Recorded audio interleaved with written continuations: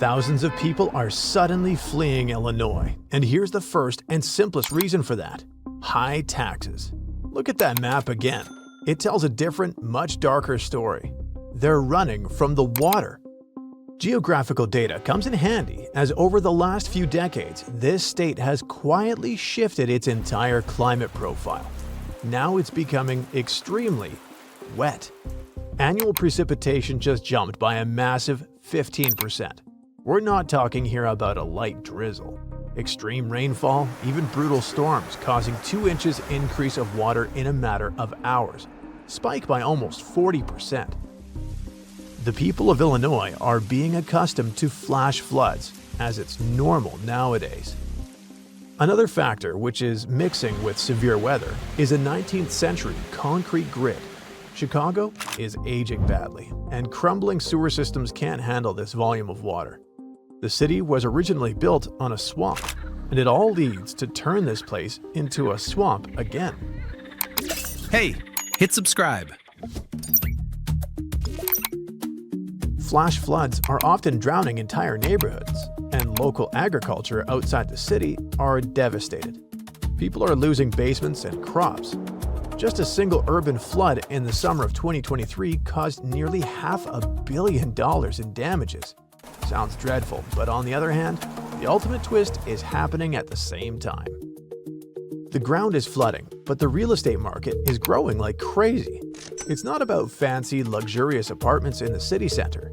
Pure land is much more valuable, especially for big tech. They're quietly buying up huge amounts of land to build server farms on them. A massive power grid for this state is crucial for them, as they desperately need those massive amounts of electricity to run their servers day and night. The sad story is that those mega projects are driving local real estate prices to be unaffordable for normal families. It's pure Illinois paradox. On one side, we have failing flooded infrastructure and massive damage. On the other side, big companies and data centers pricing out whatever dry land is actually left. Result? The map of this state is literally being redrawn by extreme weather and big tech right before our eyes. Every 100 minutes, Louisiana loses a football field of land to open water. It's actually happening so quietly that most people standing on the ground wouldn't notice until it was already gone. Numbers are dreadful. Since the 1930s, the state has lost almost 2,000 square miles of land. Yes, that's the size of the entirety of Delaware. And the process isn't slowing down. What's causing it?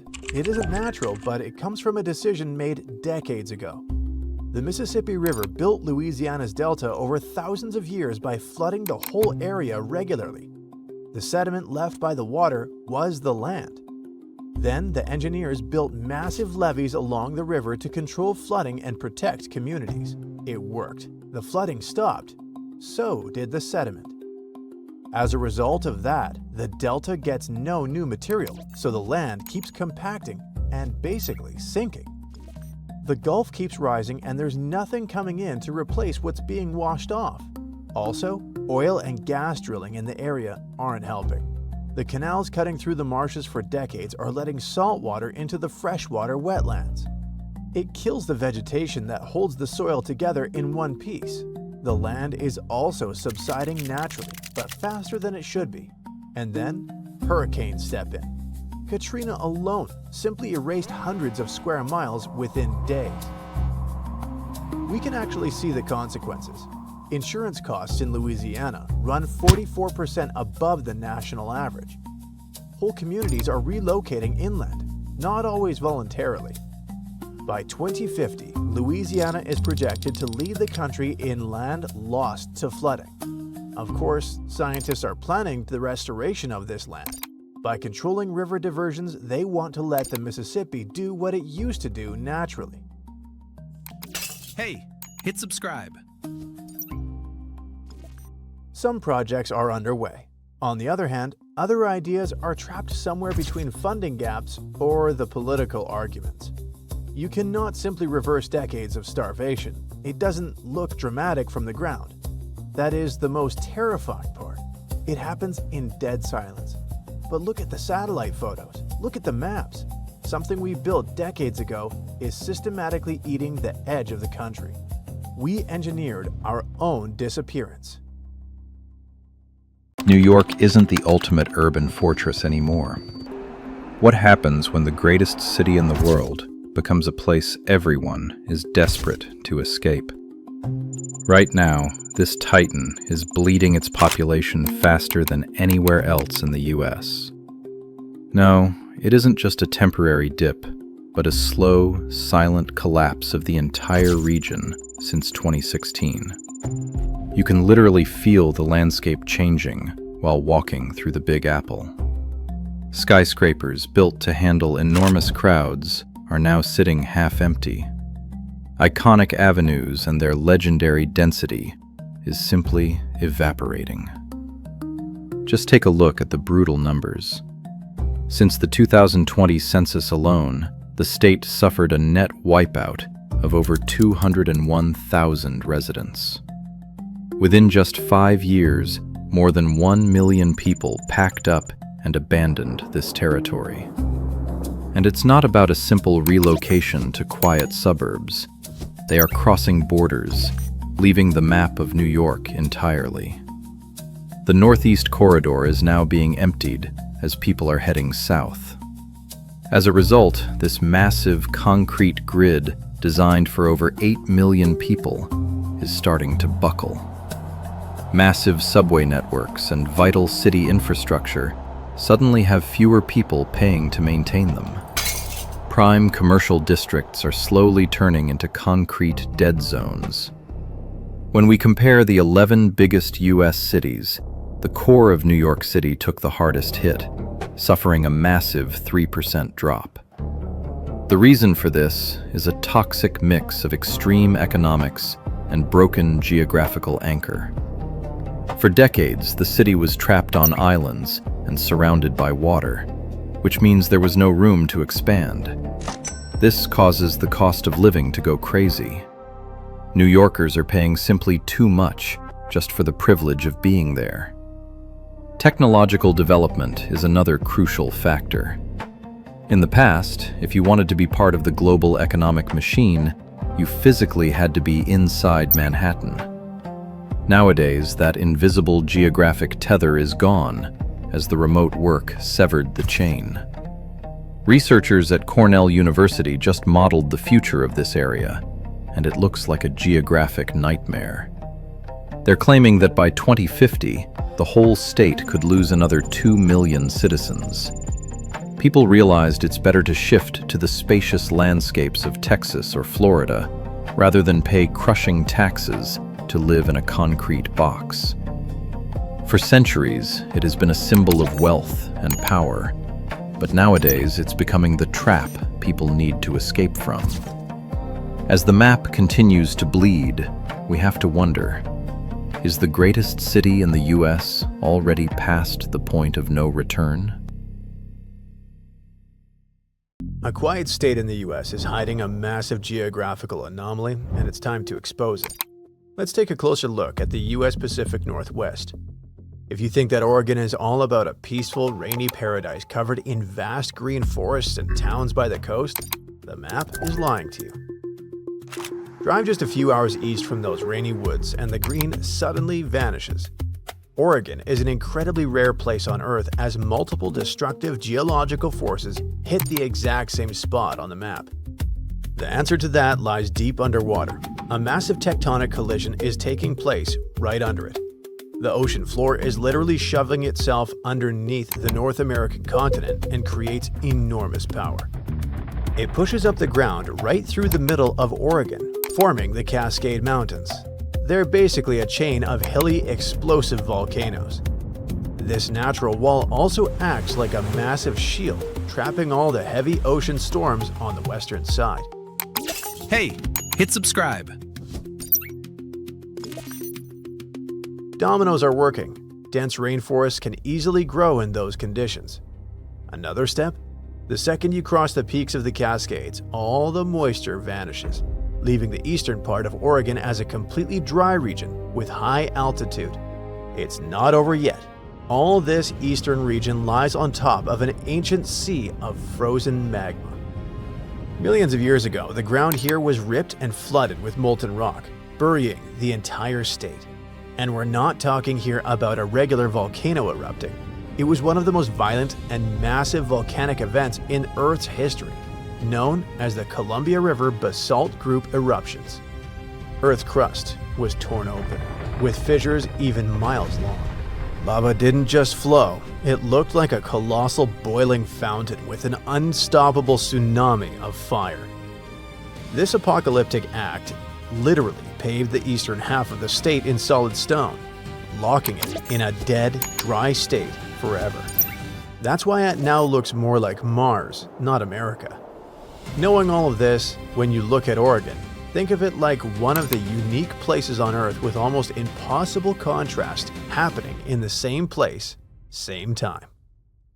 There's a multi-billion-dollar metropolis in the US with only one water supply, and it's about to run completely dry.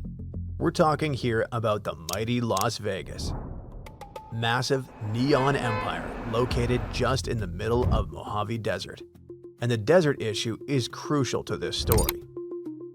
To keep the city alive, engineers are running one of the biggest and extreme survival projects in US history. Water, the lifeblood of Las Vegas, is basically one place: Lake Mead. 90% of the water in the city comes from it. It worked perfectly fine for the last decades.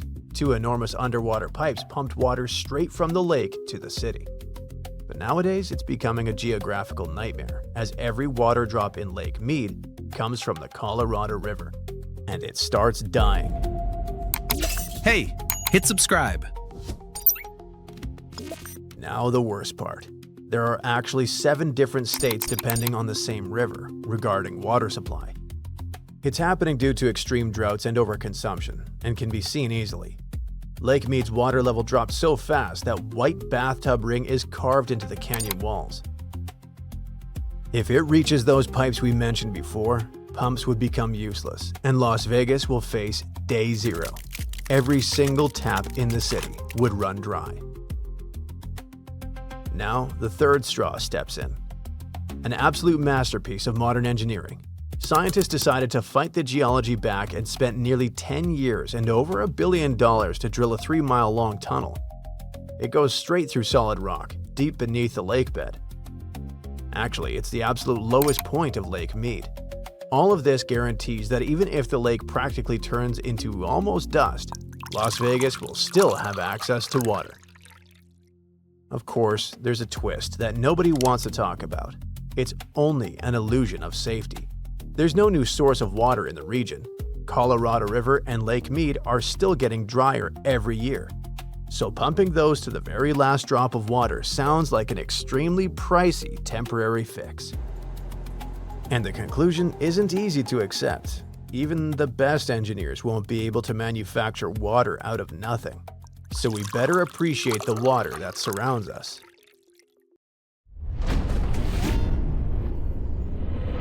You can't even imagine how much benefit trees can bring.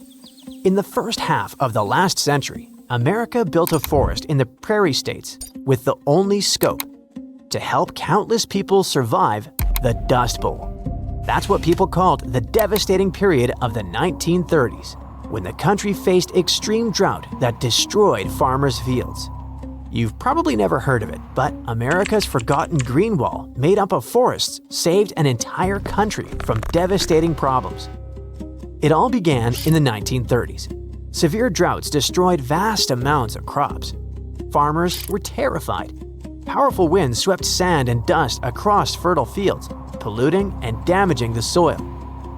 The hurricanes also accelerated erosion and evaporated moisture, leaving the ground dry and barren. Cornfields and other grains produced almost nothing. A serious famine was approaching. That's why on July 21, 1934, President Franklin D. Roosevelt instructed a U.S. Forest Service to begin the Great Plains Tree Planting Project. Sounds great and promising, but how did America stop the Dust Bowl exactly? The idea was to plant as many trees as possible in long, wide, straight rows. These rows of trees were meant to act as a shield, protecting fields from strong winds. preventing erosion and reducing drought. The tree belts also provided shade, cooling the soil and nearby water sources. They protected crops from wild animal pests and supplied people with an extremely valuable material, wood. In short, it was a massive climate restoration project. The Forest Service established headquarters in Lincoln, Nebraska, as well as in several towns and counties across Oklahoma. The official launch of the forest building effort took place on March 18, 1935, in the city of Mangum on the H.E. Curtis Farm, when the first shelter belt was planted. You might think that planting trees is simple, but you'd be wrong. It's not just a matter of tossing seeds into the ground, covering them with soil, and adding a little water. Let's take the pecan as an example. It's a fairly large tree with a wide, dense crown. If you choose to plant seeds directly into the soil, you'll need to spend a great deal of time and effort fighting weeds and pests. A seed requires more care and attention than a sapling because it's far more vulnerable. You don't just water the tree, you need to develop a proper irrigation plan. You don't skip meals during the day, so a seed also needs to receive water regularly. But don't overdo it. Too much water can destroy the tree. Many factors must be considered, such as soil temperature and fertility, so don't be surprised if nothing works out at first. A more reliable method is planting a sapling. You bring a young tree into a field, dig a hole of the appropriate size, moisten the root system, trim the roots and branches slightly, place it in the hole, and cover it with soil. As you fill the pit, the soil must be compacted. At the end, water the ground to firm it up. Cut off half of the tree's top to balance the root system.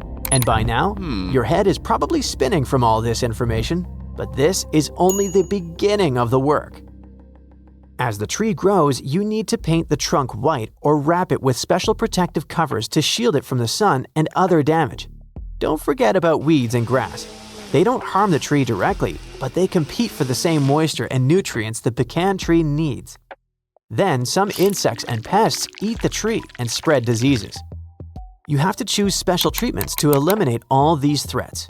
So yes, planting a tree is not that simple, and we're talking about just one pecan tree. Meanwhile, America built a forest filled with mulberry trees, Osage orange, cottonwood, green ash, hackberry, red cedar, walnut, and many other types. Every day, farmers cared for all these trees. They watered them, fertilized the soil, removed weeds, fought pests, all under extreme heat. Of course, planting such a forest required more than just farmers' efforts, so the federal government actively supported them. If a farmer wanted to establish a shelter belt, they submitted an application. Special commissions evaluated the land designated for planting and tested the soil. If the land was fertile, the authorities approved the request. From that moment on, farmers began planting. Special government crews helped farmers build fences and fight rodents and weeds. Overall, it was a collective effort that produced impressive results in the form of well-structured forest rows. Each tree in a row was spaced about 10 feet apart. The width of the shelter belt ranged from 100 to 165 feet. Considering that the selected tree species had dense foliage, each belt formed a thick barrier that acted as a filter, cleaning the air of sand and stopping the wind.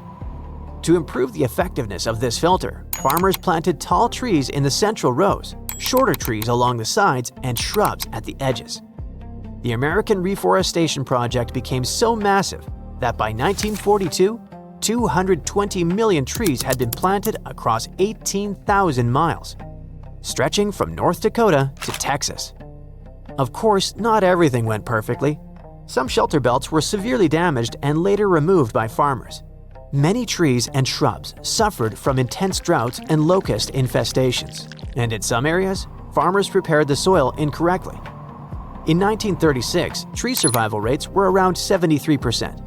In 1937, maintenance was fully transferred to farmers, and the rate soon dropped to about 61%. But why did damage increase once the government handed over the project? Farmers did their jobs well. Perhaps the problem was scale. It's extremely difficult to take care of such a vast forest, even with experienced people. It could happen that while farmers in Kansas were fighting locusts, powerful winds in Oklahoma were uprooting trees.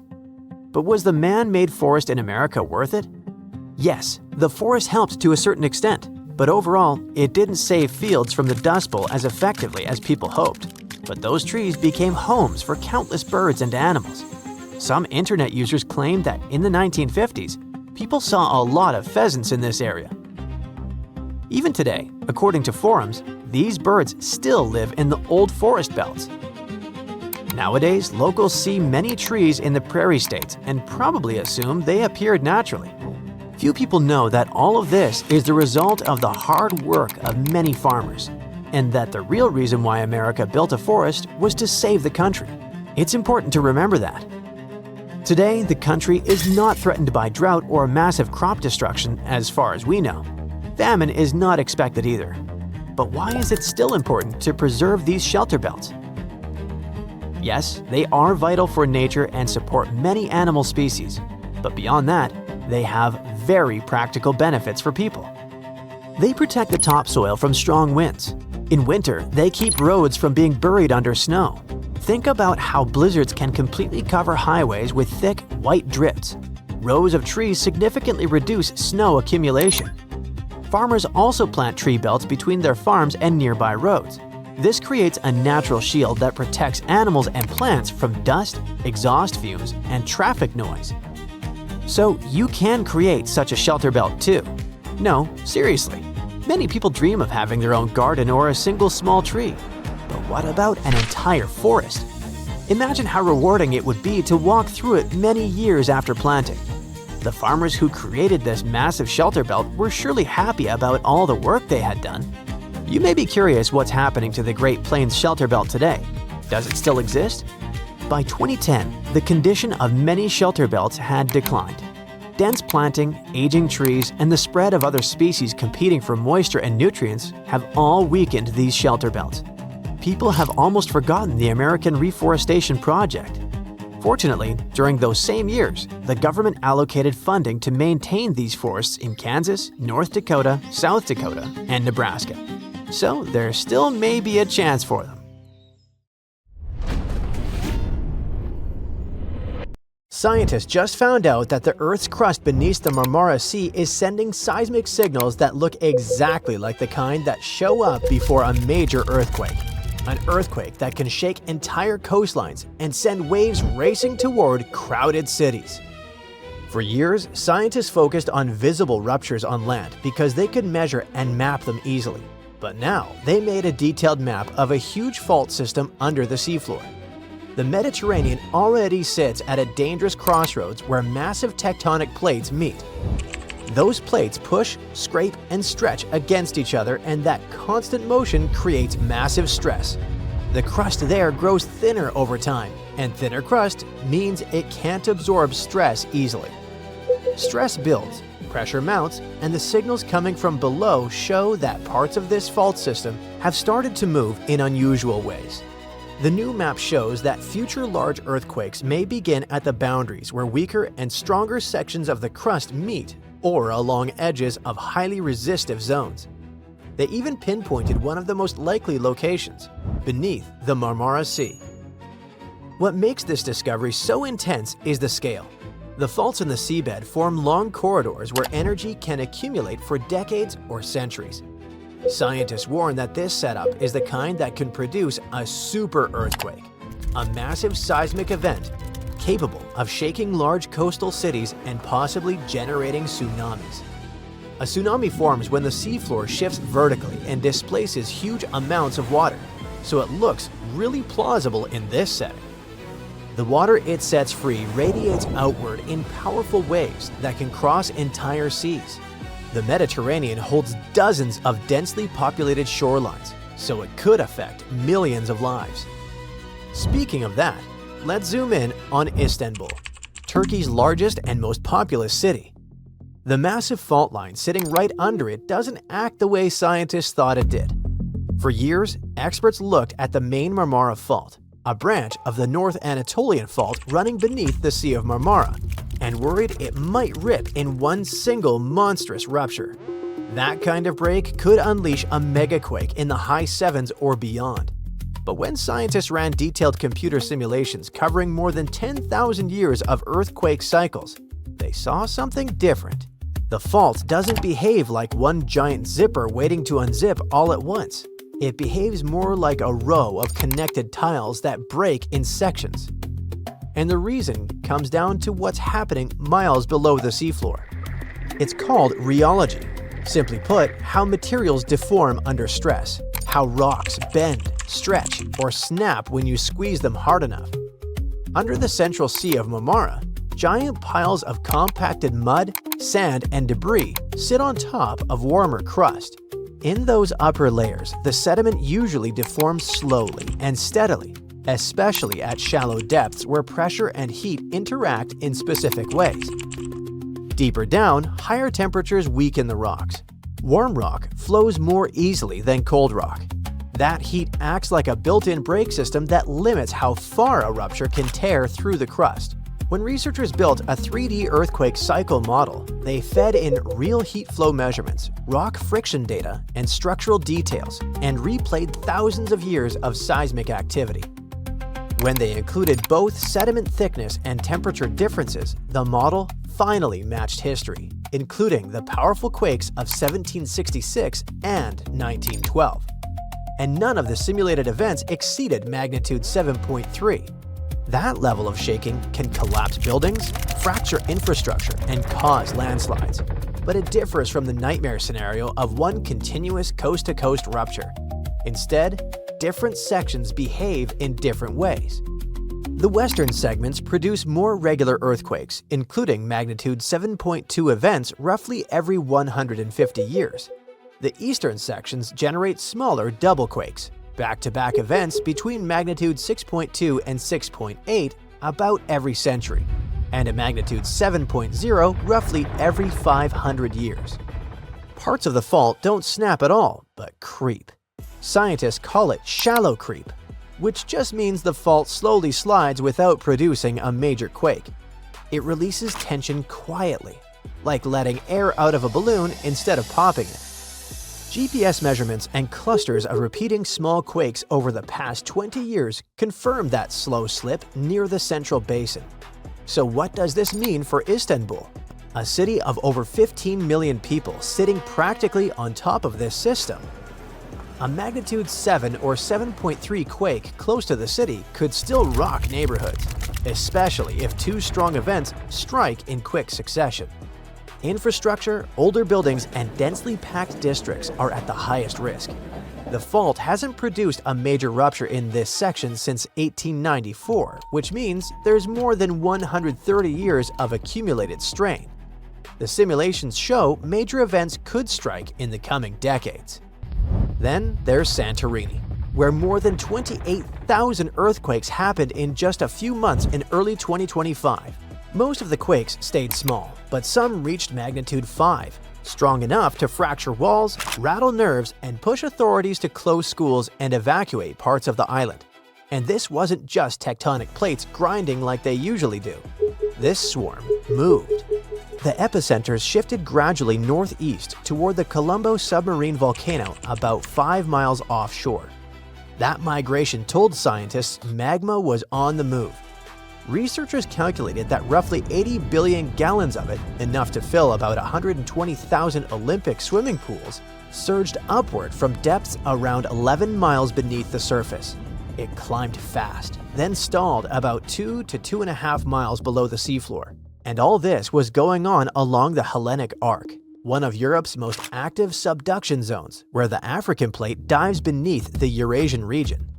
Earthquakes often migrate across that span toward nearby islands. History backs that up. The 1956 Amorgos earthquakes unleashed massive shaking and a tsunami across the region. So, when 28,000 tremors light up the seismic network, you pay attention. This episode changed how scientists understand volcanic swarms. Now they know magma can intrude, fracture miles of crust, reshape underground reservoirs, and still never surface. It can load the system for the future without pulling the trigger today.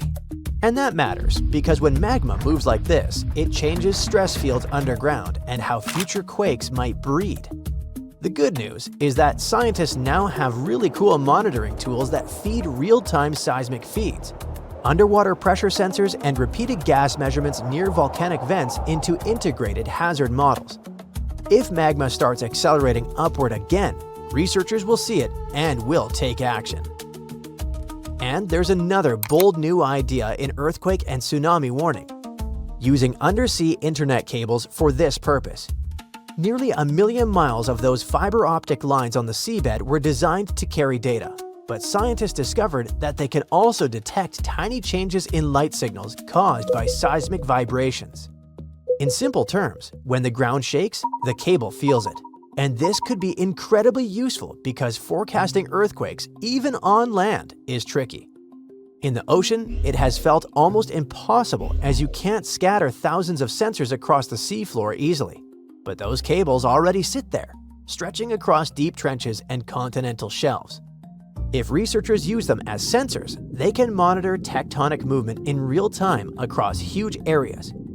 For a region like the Mediterranean, with hidden faults, active volcanoes, and crowded coasts, that system could offer precious seconds or minutes of warning.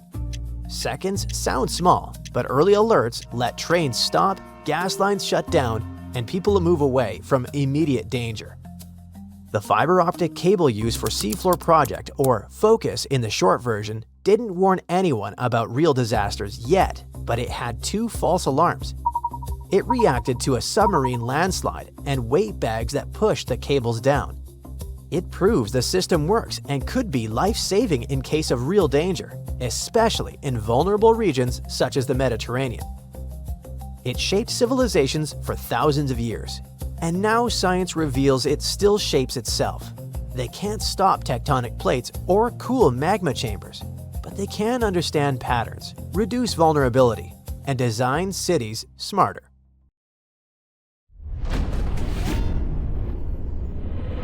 Off the coast of Virginia, the ocean floor was recently rearranged on purpose. Massive ships vacuumed up millions of tons of sand, carved shapes that looked as if a giant ice cream scoop had scraped the seabed. It wasn't a geological disaster. It was the first phase of one of the boldest and largest engineering projects in U.S. history. To understand why engineers are literally reshaping the seafloor, you have to look at the map. This is Hampton Roads, Virginia. This region is shaped by water. 2 major cities, Norfolk and Hampton, face each other across a busy harbor. For decades, the main way to travel between them was the Hampton Roads Bridge Tunnel System, or HRBT, built back in the 1950s. It's basically a bridge that ducks underwater only at the ship channel, so cargo and Navy ships can pass above it. That system is now overwhelmed. At peak demand, close to 100,000 vehicles tried to pass through this single crossing in a day, pushing it far beyond what it was designed to handle. The road was designed for a different era, when cars were bigger but the traffic was lighter. Today, it can regularly turn into a parking lot in the middle of the sea. But this problem goes beyond missed dinners and being late for work. It is also a national security crisis. Norfolk is home to the largest naval base on the planet. This is where the United States parks its expensive aircraft carriers and nuclear submarines. The base depends on roads. If a crisis happens, the Navy needs to move fast, and if the road is clogged, they'll get stuck in traffic. That makes the stakes incredibly high. At first, the fix sounds obvious. Too many cars? Build a bigger bridge. But Hampton Roads isn't a quiet river. Those aircraft carriers and cargo ships need a wide, unobstructed path to the ocean. A bridge becomes a low ceiling. You can't raise the bridge without blocking traffic for years, and you can't lower it without trapping the fleet. So, engineers chose the only option left: go underneath and create a unique expansion. The official price tag for this job sits at $3.8 billion. The goal is to create 2 new underwater tubes right next to the old ones, but the logistics here make it difficult. There's not enough land to start digging. The machine needs a dry launch pad to start the dig and a receiving pit to catch it on the other side. That's why the engineers decided to manufacture the land themselves. They brought in dredging ships that operate like floating vacuum cleaners. These vessels lower a suction head to the seafloor to inhale the seabed before pumping that mud water mix through miles of floating pipes. The output is amazing.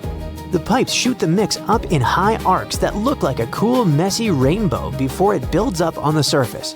This process moved enough earth to expand the artificial islands by 15 acres, creating solid ground where there used to be open water.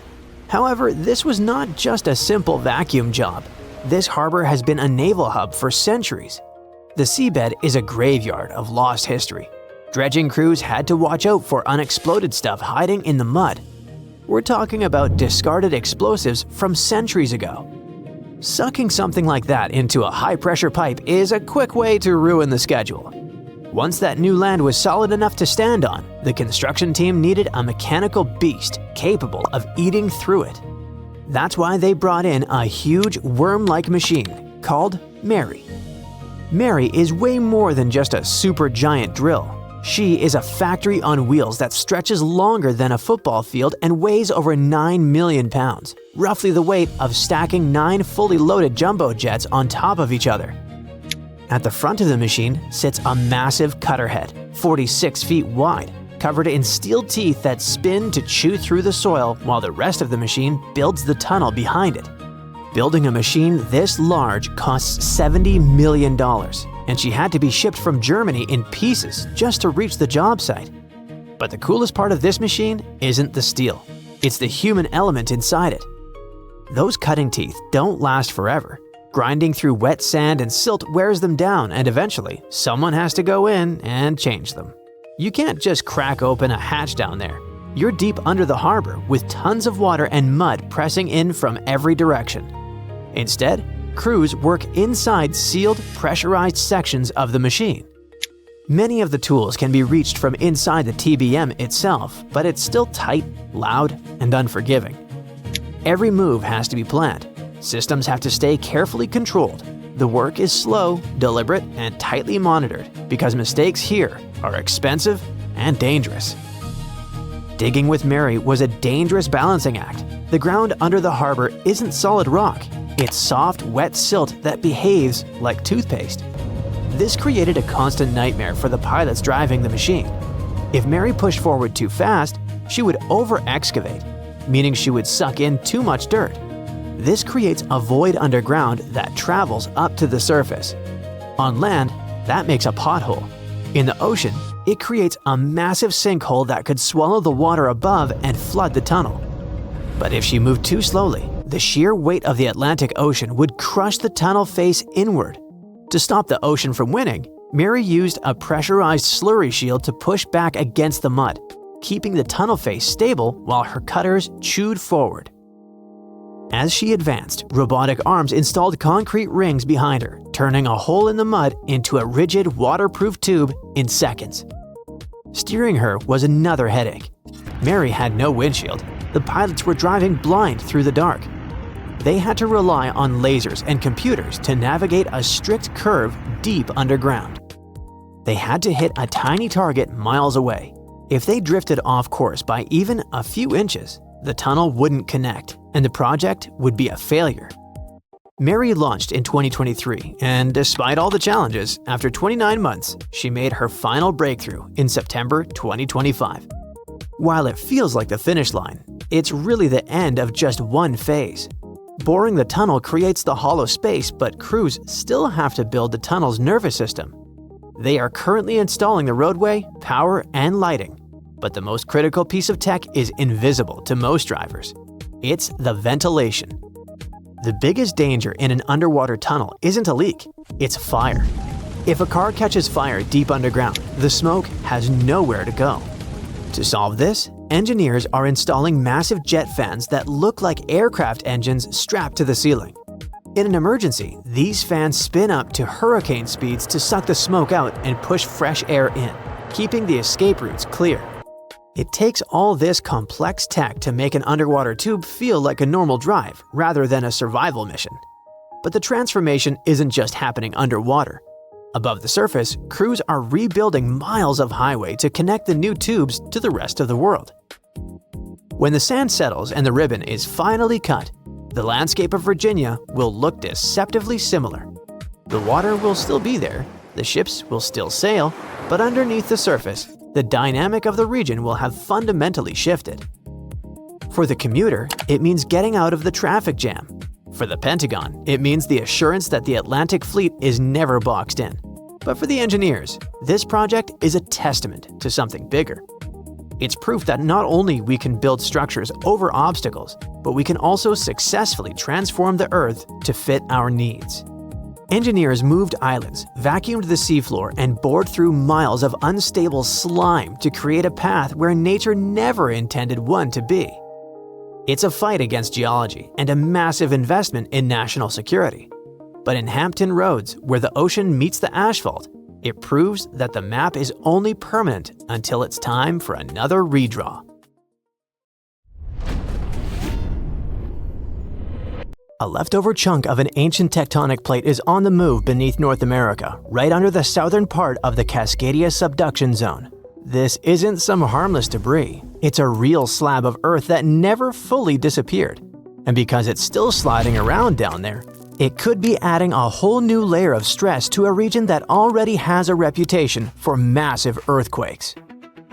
The story started with weird signals showing up in seismic data. It's basically Earth's X-ray. Scientists send waves through the ground and watch how they bounce back. These waves started acting wrong beneath the Pacific Ocean off the western US coast. Instead of smooth, predictable patterns, researchers saw a giant, coherent block deep below the seabed, moving differently from everything around it. It didn't look like a landslide, didn't look like loose debris, and didn't behave like normal ocean crust. That's when someone dared to ask the question out loud. What if this is something much older and much bigger than we thought? Some researchers seriously wondered if this could be a remnant of a lost continent, maybe a forgotten shard of Pangaea, the supercontinent that once stitched almost all land together. Technically, it's not fully impossible. Continents break, sink, stretch, and vanish over millions of years. This fragment was enormous, solid, and oddly shaped, which made it hard to classify. It didn't fit into the usual categories scientists use to explain underwater structures. Then came the slow, careful reality check. Scientists brought in more data, better models, and deeper analysis. They measured the age of the rock, studied how seismic waves bent through it, and compared its motion to known plate movements. That's when the picture shifted. This wasn't a lost continent at all. It was something just as dramatic, but far more dangerous. A massive leftover fragment of an ancient tectonic plate. This fragment turned out to be a survivor from the Farallon Plate. This ancient plate once dominated the Pacific, but got mostly swallowed as it slid beneath North America millions of years ago. Most of it vanished into Earth's mantle, but not all of it went quietly. This chunk survived like a splinter that never fully sank. Researchers named it the Pioneer Fragment, and the name fits because it's charting territory we didn't even know existed. And this fragment isn't just drifting harmlessly, it's moving horizontally beneath North America, which is weird and dangerous in geological terms. Normally, plates collide or slide past each other in predictable ways. This fragment behaves like a wrench jammed into a machine that already runs under insane pressure. The West Coast already balances on fault lines that store stress like stretched rubber bands. Add a giant moving rock slab underneath, and suddenly the system becomes harder to predict, harder to model, and much harder to feel safe about. The region where this fragment lurks already scares geologists. You've got the San Andreas Fault, famous for snapping without warning. You've got the Cascadia subduction zone, capable of producing earthquakes so powerful they rewrite coastlines. Now, scientists realize there's a hidden player deep beneath the ocean floor, something satellites can't see, and scientists can't directly observe. This fragment doesn't follow clean, predictable rules. Think of it like stacking dominoes on a table that's already shaking. It moves slowly, but in geology, slow movements still means unstoppable force. And when that built-up energy is finally released, it won't care about evacuation plans or building codes. There's also a timing problem that nobody likes to talk about. Geological processes don't run on human clocks. Stress can build for centuries and snap in seconds. The Pioneer Fragment might trigger something tomorrow, or it might sit quietly until generations forget about it. That uncertainty makes planning brutally hard. cities like Los Angeles, San Francisco, and Seattle already prepare for known earthquake threats. Now, scientists must consider a system that can amplify disasters in ways nobody has practiced for. So, scientists now race to update models, improve seismic imaging, and understand how this fragment interacts with nearby faults. They know they can't stop earthquakes. All they can do is reduce surprises. And it's also clear that sometimes the most dangerous threats aren't coming from space, but sliding quietly beneath the sea. Another recent ancient landmass discovery wasn't nearly as dramatic, but super important for science. It started as a sand dredging operation off the coast of Indonesia, but then archaeologists found more than 6,000 fossil fragments from a lost submerged ice age landmass. Among them were 140,000-year-old Homo erectus remains. That single find forced scientists to rethink how early humans lived, moved, and interacted across Southeast Asia. For a long time, researchers assumed the Homo erectus population on Java lived cut off from everyone else. But those dredged-up fossils proved that Java wasn't an island. It sat right in the middle of a massive Ice Age landmass called Sundaland. Indonesia, Malaysia, Borneo, Thailand, and Vietnam are all connected into one enormous landscape. But we now call islands like Java, Sumatra, Borneo, and Bali were linked together through huge river systems that probably rivaled the Amazon. Dense forests stretched across the land, giant animals roamed freely, and wide coastal plains existed where ocean waves sit today. And Homo erectus didn't just survive there, they thrived. And no, this wasn't a snowy wasteland, unlike how we mostly imagine the Ice Age. Sea levels dropped more than 400 feet because so much water was locked up in glaciers. When that happened, massive chunks of the ocean floor rose above the surface like natural stepping stones. Early humans didn't need boats. They could literally walk from mainland Southeast Asia to places we now think of as isolated islands. They moved while tracking animals, exploring open land, and following food sources. It worked like a giant prehistoric highway system. When the Ice Age ended, glaciers melted like forgotten ice cream cones on a hot sidewalk. Sea levels rose, slowly at first, then fast. Rivers overflowed, coastlines vanished. Entire human landscapes slipped beneath the waves. Over thousands of years, Sundaland drowned, and the people who lived there had to adapt or move to higher ground. Now, archaeologists piece together this lost world bone by bone, artifact by artifact. Every new discovery pulled from the seabed brings us closer to rewriting the story of early human migration. Studying submerged landmasses and lost continents is a work that takes years. In 2017, scientists made an announcement that changed this universal truth that there are 7 continents in the world. The discovery of Zealandia. Zealandia's story ties straight back to Gondwana, the ancient supercontinent that started breaking apart hundreds of millions of years ago. Around 80 million years ago, Zealandia split off too. But while Australia stayed high and Antarctica mostly held its ground, Zealandia slowly sank. Only a small chunk stayed above sea level, even though many geologists argue it still qualifies as a full continent. That little bit you can actually see today is mostly New Zealand, along with a few nearby islands that also belong to Zealandia. By the end of 2025, scientists had finished mapping the northern 2/3 of it, covering nearly 2 million square miles of submerged land. Researchers dredged rock samples all the way from the Fairway Ridge to the Coral Sea. They pulled up all kinds of material: pebbly and cobbly sandstone, fine-grained sandstone, mudstone, bioclastic limestone, and even basaltic lava. And these rocks came from wildly different time periods. When researchers lined all this up, they saw something big.